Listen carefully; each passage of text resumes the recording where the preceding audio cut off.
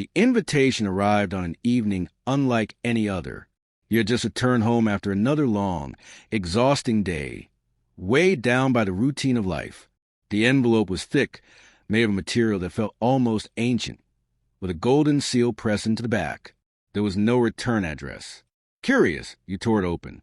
Inside, a single piece of parchment bore an inscription in elegant handwriting. Meet me at the Blackwood estate tomorrow night, at midnight. It's about my mother's last words. Don't be late. The note was signed simply Jonathan Blackwood. You had heard the name before. Jonathan Blackwood was a man of immense wealth, a reclusive billionaire who had inherited a fortune built over generations. Stories surrounded him. Some spoke of his brilliance, others of his eccentricities. But what stood out most was his mother, Eleanor Blackwood, a woman rumored to possess knowledge and secrets that spanned centuries. She had passed away only a week ago, and now her son was reaching out to you. But why? The thought sent a shiver down your spine.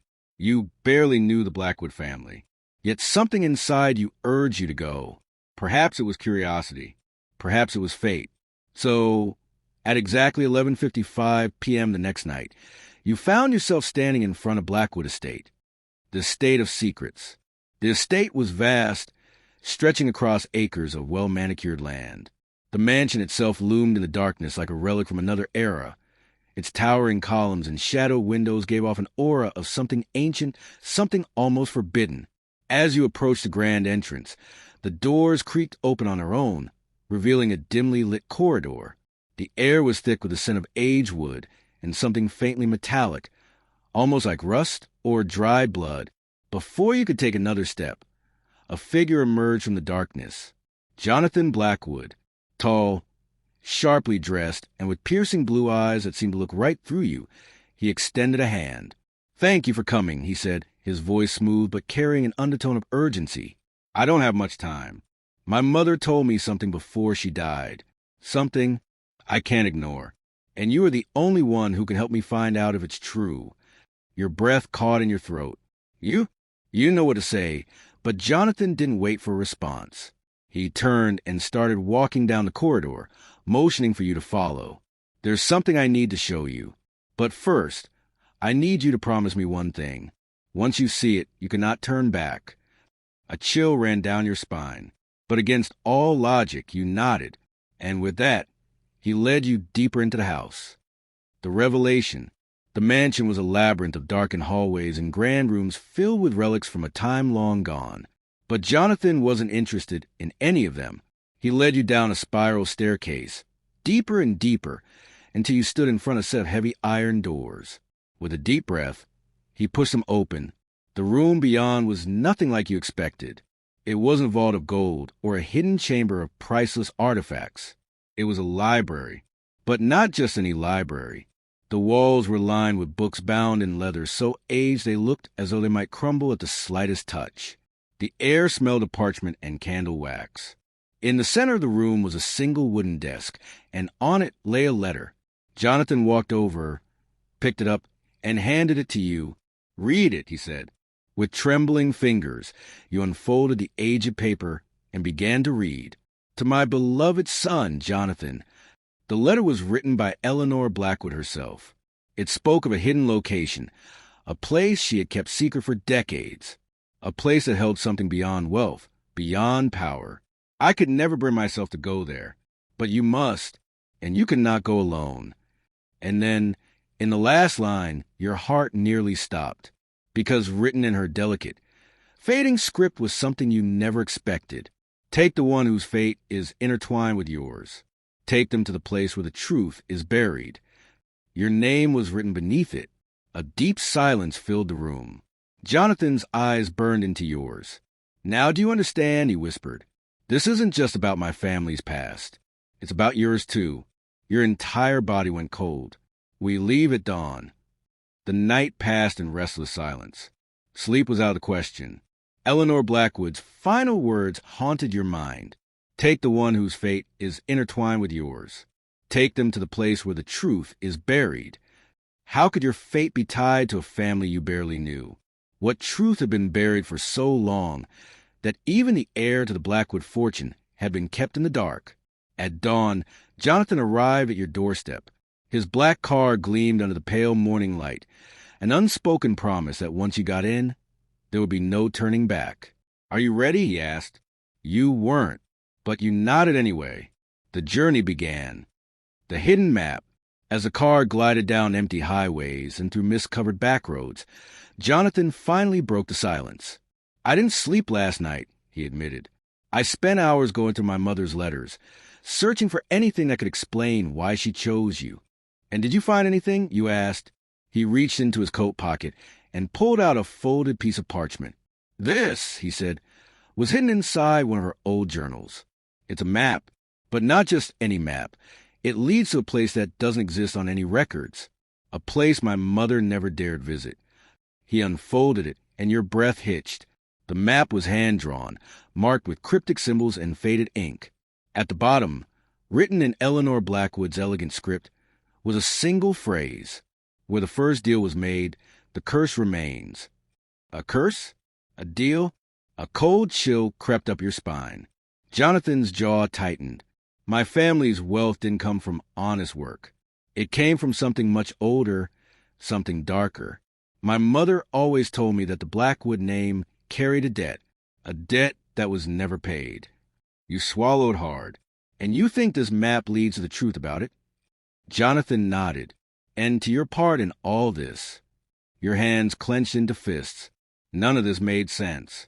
Why would you, of all people, be connected to this? You were about to ask more when the car abruptly stopped.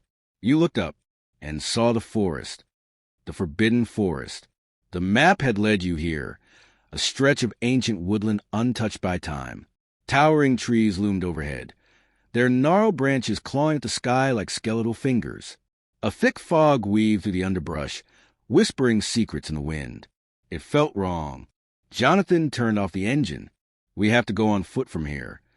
The moment you stepped out, the air changed.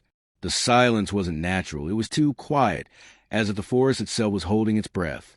Jonathan led the way, following the map's markings. With each step, the path grew narrower, the trees pressing in, suffocating. Then you saw it, a clearing, and at the center of it, a single stone altar. The Blackwood Pact. The altar was old, too old. The carvings on its surface were worn by time, but their meaning was unmistakable, a contract. Jonathan stepped closer, his fingers brushing against the inscriptions. "This is it," he whispered. "This is where it all began." Then something caught your eye. A name, carved into the stone, nearly lost to the erosion of time, was your last name. Your entire body froze. Jonathan's gaze snapped to yours. "I knew it," he breathed. "You're not just connected to this. Your family was part of it." Your heartbeat thundered in your ears. "But what does it mean?" you asked. Jonathan turned back to the altar, running his fingers along the carvings. "It means that whatever deal my ancestors made, they didn't make it alone. They weren't the only ones who gained power. Your family was part of it too." A sick realization crept over you. If they made a deal, what did they have to give in return? Jonathan's expression darkened. "That's what we're about to find out." Then, without warning, the ground beneath you trembled. The air turned heavy. A low whisper slithered through the trees, growing louder, more urgent. And then the altar split open, revealing a staircase descending into darkness. Jonathan turned to you, his expression unreadable. "This is it. This is where the truth is buried." Your breath caught. Do you step forward, or do you turn back? Because something tells you, once you enter, there's no coming out the same. The staircase gaped before you, a yawning mouth of darkness, exhaling a damp, ancient chill. You and Jonathan exchanged a glance. No words were needed. You both knew whatever lay beneath this altar was never meant to be disturbed. And yet, you stepped forward. The descent began. The descent into the past. Each step echoed, swallowed by the oppressive silence. The deeper you went, the colder the air became, laced with an earthy scent of damp stone and something else. Something metallic. Blood? Jonathan's lantern flickered as you reached the bottom. Before you stretched a corridor carved from rock, lined with torches long extinguished. Symbols marked the walls, some familiar, others indecipherable. Then you saw them. Skeletons. Not just one or two. Dozens. Their bones were half buried in the dirt, frozen in twisted, unnatural positions. Some clutched at their throats. Others reached toward something unseen, as if they had died trying to escape. Your stomach twisted. "We keep going," Jonathan said, though his voice was strained. You walked past the remains of the dead, deeper into the unknown, and then the corridor opened into a chamber. At its center stood a massive stone tablet. Jonathan exhaled sharply. This is it. You stepped closer. The carvings on the tablet were clearer than those on the walls. Names. A long list, etched into the stone. At the top, Blackwood. Beneath it, your last name. Jonathan pointed at an inscription beneath the names. "This is the contract," he murmured. Your fingers traced the ancient words. You could barely comprehend their meaning, but you understood enough. A pact had been made, a bargain struck. Our ancestors were granted power, wealth, influence, but in return, they owed something. Jonathan's voice was barely above a whisper. What did they owe? You asked, your breath shallow. Jonathan's expression darkened. A life, every generation. The Blackwood line and yours. Your blood ran cold. The price still unpaid. Your mind raced. A life, every generation. If this was true, Jonathan, your voice was hoarse. If the pact is still in effect, then that means... His fist clenched. It means one of us is supposed to die. Silence. Then a sound. A whisper. Low at first, but growing. The air thickened. The torches that had long been dead sputtered to life, casting eerie, flickering shadows against the walls. Then the ground trembled. A deep, guttural voice echoed from the darkness. The debt remains. The chamber shook violently. Dust rained from above. The stone tablet began to crack. Jonathan grabbed your wrist. Run.